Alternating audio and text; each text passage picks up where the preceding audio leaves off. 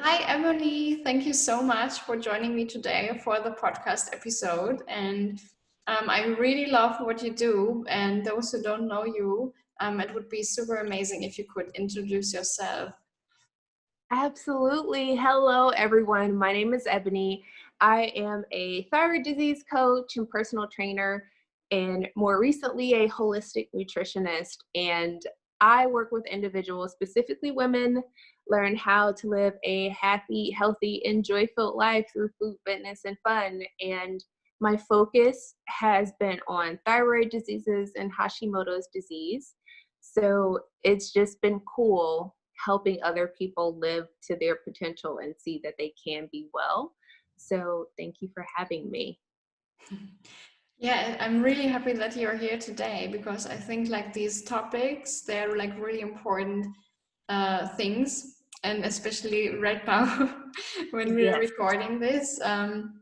But like in general, it's also like a super important topic to talk about, like to really live healthy and also keep up with fitness and have a healthy mind. And would you like to tell us a bit more about you and how you actually started to work as a coach and support other women?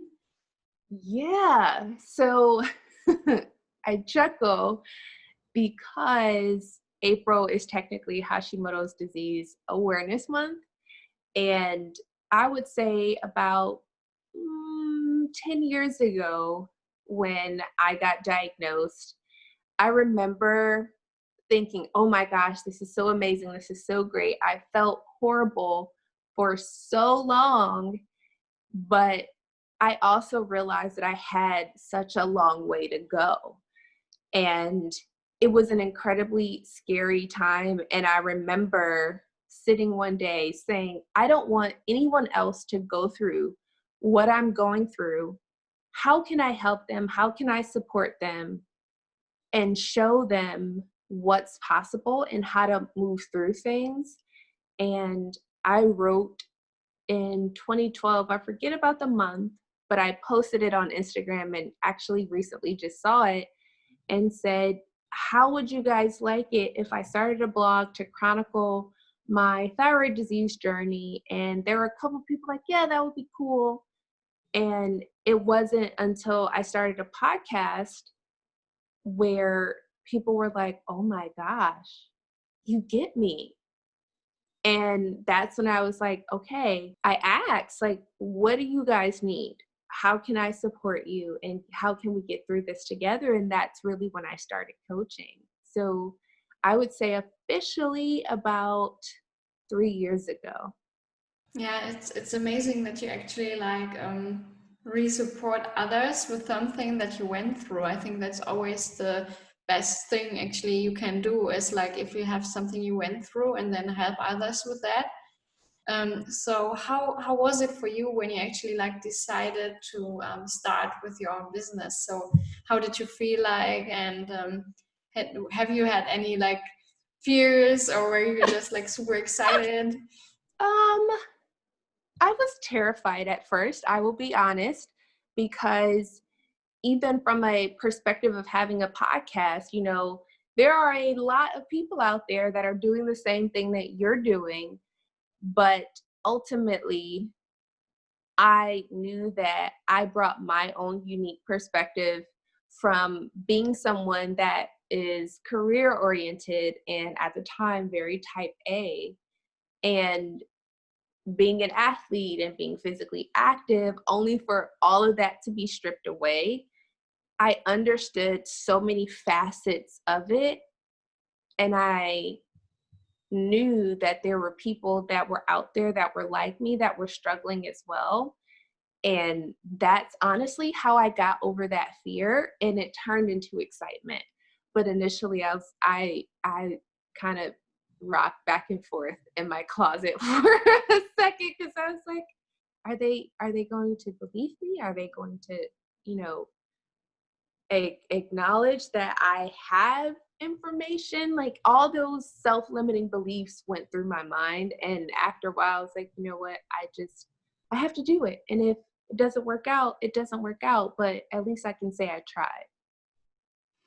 Yeah, it's great that you started, because I think there are so many amazing people out there who actually have amazing knowledge and experiences, but maybe they are too afraid to start. And so I think it's great what you do, and also especially like the fitness and the health aspect, because I feel like there are so many entrepreneurs out there who actually like started their own business because they didn't want to be stuck in like a full-time job from like morning till night, and then at the end they end up actually doing the same, but being self-employed.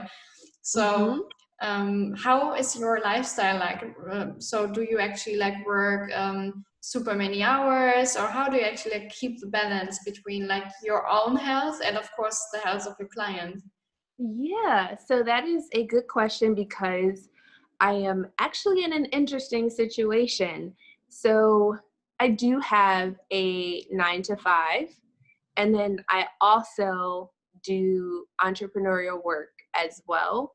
So it's even more important for me to practice that self-care and healthy habits and all that stuff. And for me, it's so important to have a routine, and especially at the time of this recording, I get up early, I exercise, I get my work done, but I have this crazy schedule in terms of how do I get close to full-time hours in my business so that I can still make it work and make it thrive, but also actually sleep at night. So it's been very interesting to find that balance. As you said, like every Sunday or Saturday, I meal prep all of my meals so that I'm eating healthy. I have a timer on my phone to make sure that I'm going to bed by 10 p.m. at night. And when I get up, I definitely practice gratitude and my affirmations and journal.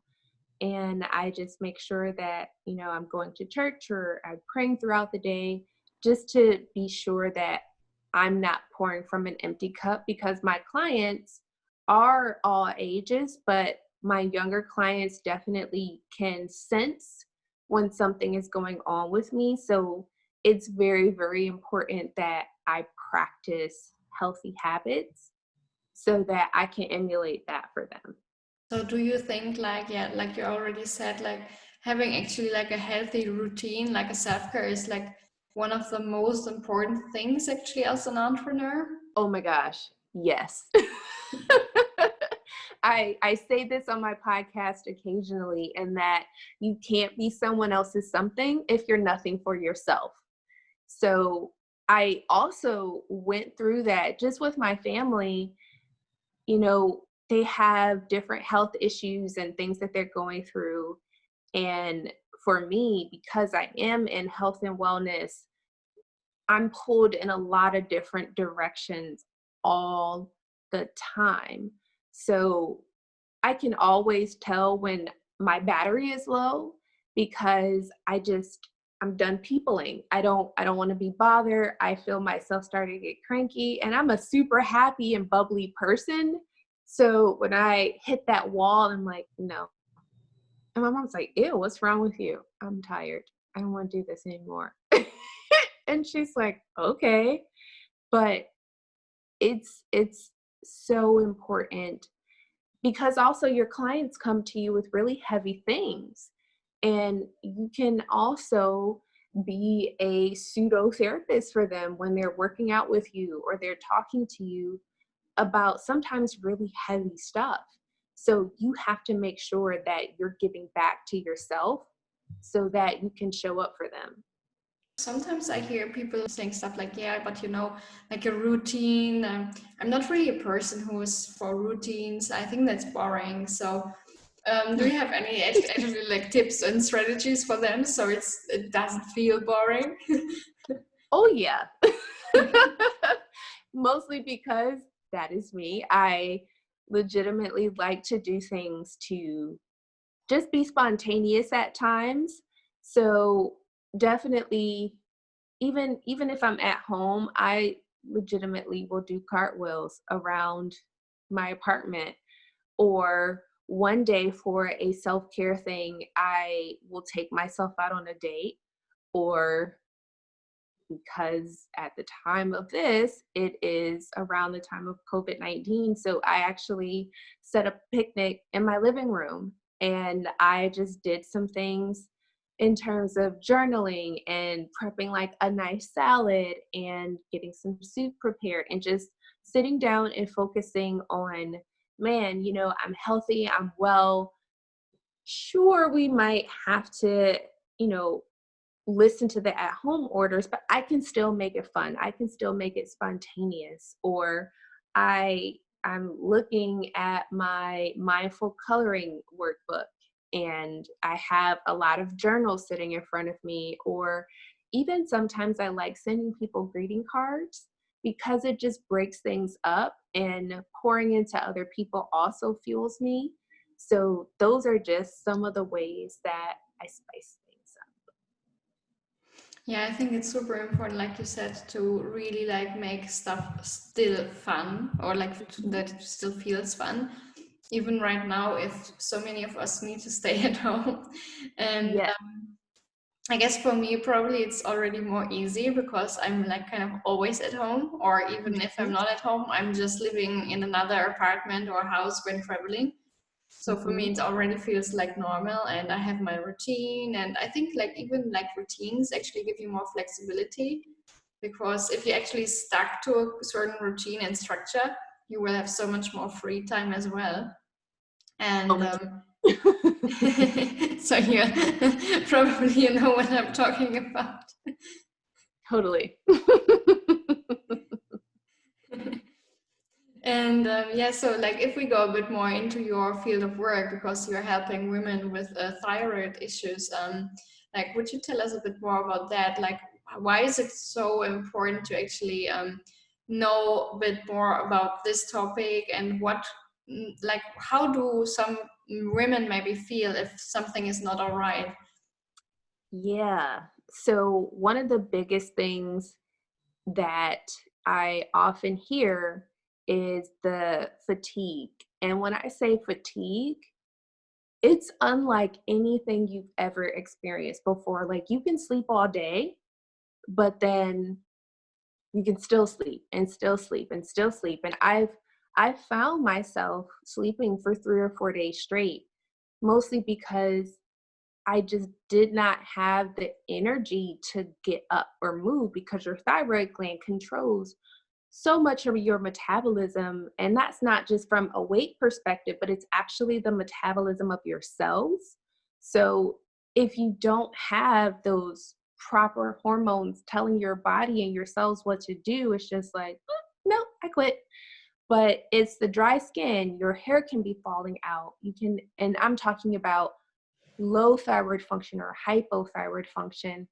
And you do have that anxiety and the depression, and you may have unexplained weight gain.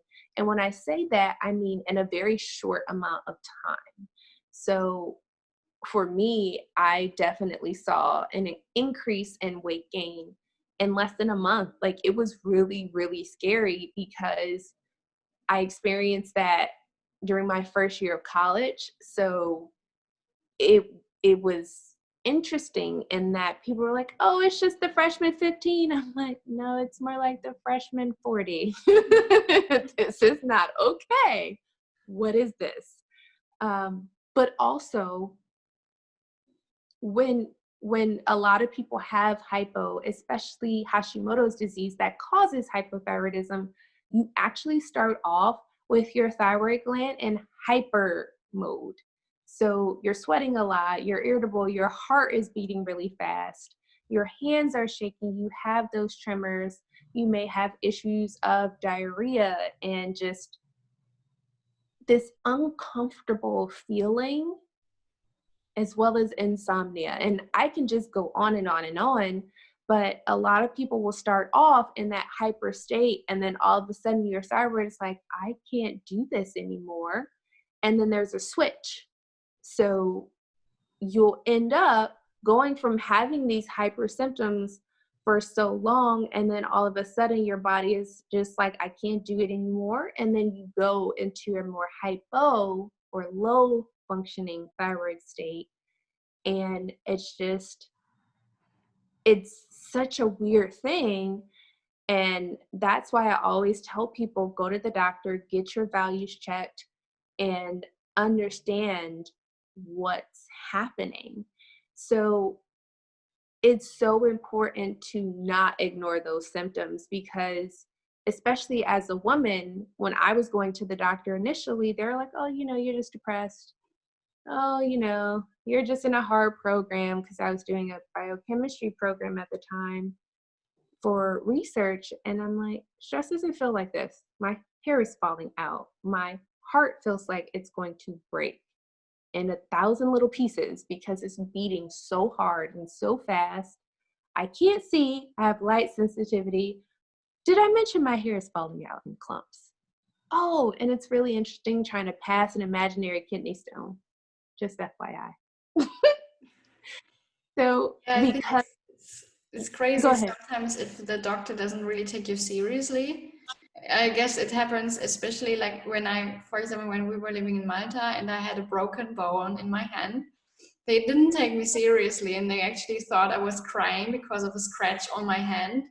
Even though I said the pain is here, they were like just referring to my scratch in the hand. And I was like, yeah, I can handle pain, but it really hurts here and it's not the scratch. And I think sometimes maybe people just put off women sometimes because they're like, they just cry and stuff. And so I think Mm-hmm. it's really important to stay strong. And especially like if you are an entrepreneur, it's so important to really take care of your health.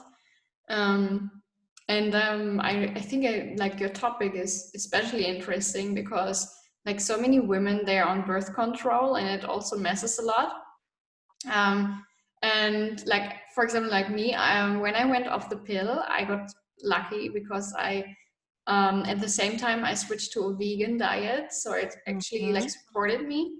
But I know there are so many women on birth control and it also helps you to mess up your whole body. And especially if you get off it. So would you like to actually explain a bit more about that? Because I think that's also a super important topic, like for every woman, but also like for Mm-hmm. female entrepreneurs, because we kind of need to like to deliver 100% all the time for our clients. It's funny that you asked this question.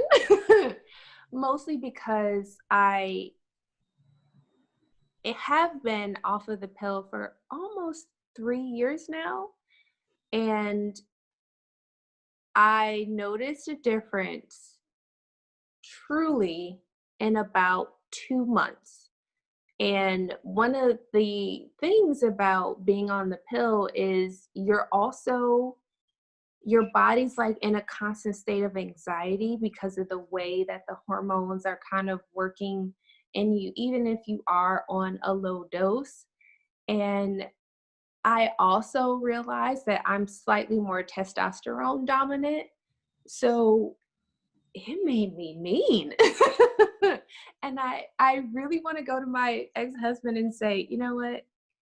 I know I admitted this to you and some of that was me, but yeah, I'm now that I know and understand, I'm not a fan of the pill. Don't get me wrong, it has its uses. It served the purpose that it needed to serve at the time, but because now I do understand nutrition and how to manage things and really and truly eat foods, as you said, that complement my body and help me regulate my cycles and my mood 10 times more, I'm much more open to that. And, I had a client who's very young that was prescribed birth control because her cycles weren't normal. And I asked her parents, fortunately, we have that relationship. Like, did the doctor say anything about changing her diet or adjusting her sleep schedules? And they're like, no, they just prescribed this. I'm like, okay. Please pay attention to her mood. Like, I can't, like, I'm not her parent, so naturally I can't say, don't do that, get her off of it. But, I just advised them and said, just make sure you're paying attention to her mood. Make sure you're talking to her about why it's important to do all of the right things. And I went over and, we talked about just drinking smoothies, and I talked about the benefits of flax and red raspberry and red clover and chia seeds and hemp seeds and all these things, because she wasn't having a period because she's very small.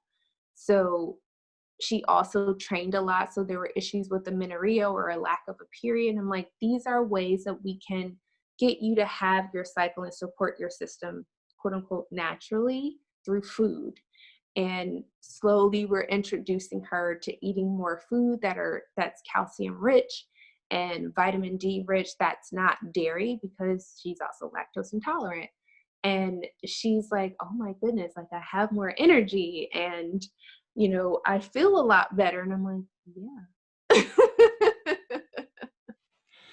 Yeah, it's so important what you eat, I think, and even like the exercises and really taking care of ourselves. And I think especially like we entrepreneurs sometimes forget about actually taking care of us and maybe overload ourselves. So do you have any tips for those who actually are like perfectionists, overworking people? Like what can they actually do like during the day that's super easy to actually make sure to stay nurtured and have some good vitamins and yes, just stay fit? Yeah. So right now, especially, I've really dialed into it. And you spoke earlier about, having freedom in a routine and that structure. And I wholeheartedly agree with that. And I used to be one of those people that would just go and go and go, and you burn yourself out. So one of the things that I do, and, I mentioned a lot of this previously, but what's so important is just taking that 5 minutes to just take a step back and breathe. And when I'm really focused and stressed out, I also recognize that I clench my teeth and I don't breathe, ironically. I take very shallow breaths because I'm just in the zone. I'm focused. I'm like doing things and getting it done. But I set a timer, for example. So I'm working for 45 minutes straight, and then I take a 15-minute break. And I'll get in like some squats and lunges and just walk around so that I continue to keep my blood circulating and all those fun things.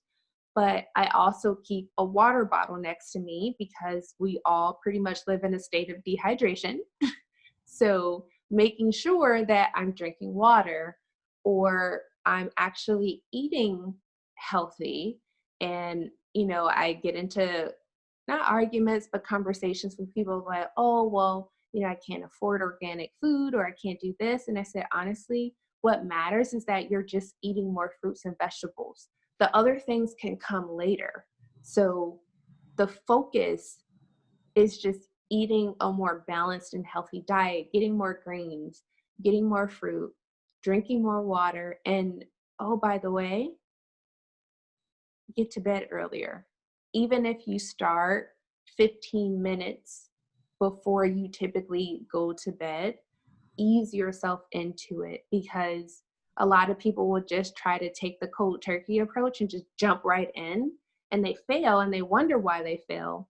But it's implementing small changes over time that help to set you up for success. So figure out what are the things that I'm really struggling with, write them all down, get them out of your head on paper and physically write, because those neural connections that you make when you go from pen to paper are so powerful. And then from that list, I know these are the things I need to work on, and just take things one step at a time. If you're someone that doesn't like to drink water, okay, no problem. Start with adding like a flavored, like I have this brand that I love called Ultima Replenisher. It's a hydrator. So I added that initially to my water with fruit, frozen fruit. And then over time, as I started to increase my hydration, then I started to take things away so that I was slowly starting to just drink plain water. And that's worked for me.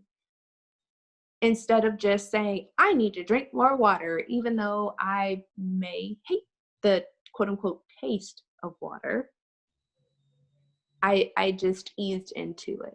So those are some of the things that I definitely recommend, and just get in a habit of writing things down, because so often when you're a perfectionist and you're like, I just have to do everything, done is better than perfect.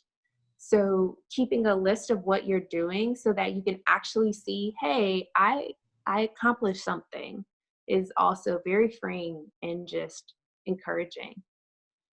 Yeah, I love the idea also like with the list because it actually helps you to get the stuff out of your head. Because I think sometimes we are thinking of so much stuff and it also makes us stressed because we are also like always reminding ourselves of stuff, and if we just write it down, it's clear and we don't have to remember everything. Yes. So we can actually just see, okay, this is my list, this is my to-do list, and this is my maybe even not to-do list.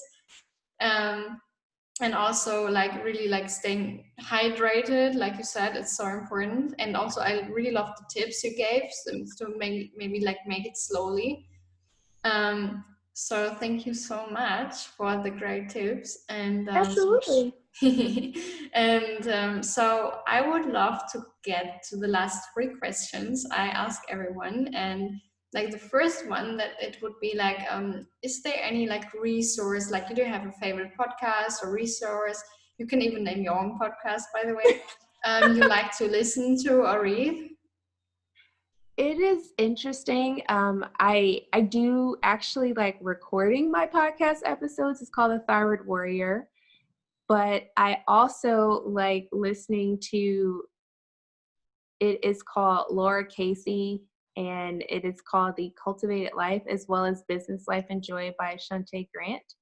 So all of them kind of have very interesting approaches to life. So I definitely like listening to those. And then Mastering the Sales Game by Susan McVey. She is my mentor, which she's helped me to understand how important it is to make serving, I don't really call it selling, but serving in my business to help other people. So technically it's those four things. Cool. I make sure to put it in the show notes. And Yeah. if is there like, do you have actually like a quote you live by, or maybe even a sentence of your own? I think it is definitely, you can't be someone else's something if you're nothing for yourself. So I definitely live by that. It has helped me to practice what I preach, so to speak, so that I can't tell you to live a happy, healthy, and joyful life if I'm not doing that myself. So for sure, that would be my quotation that I live by. Yeah, yeah, I love that. And Mhm. I think the sentence really makes it clear. So it's like easy to understand and it really gets in your head and you really know what you want to say to someone. Yeah. So, as a last question, if there's anything in like you could give to someone or like to people in the world, and you had like a magical wand, what would it be? I would give people good health. Um, the reason for that is because I have seen what that does to you when you're in poor health, and I took mine for granted for a very long time, and I always get emotional thinking about it. But when you are truly in good health, you can change the world. You can influence the people in your area, in your region, and because you're clear-headed, because you're mentally focused and stable, you're actually able to do so much more. And, people always say, oh my gosh, you're Superwoman. How do you get it all done?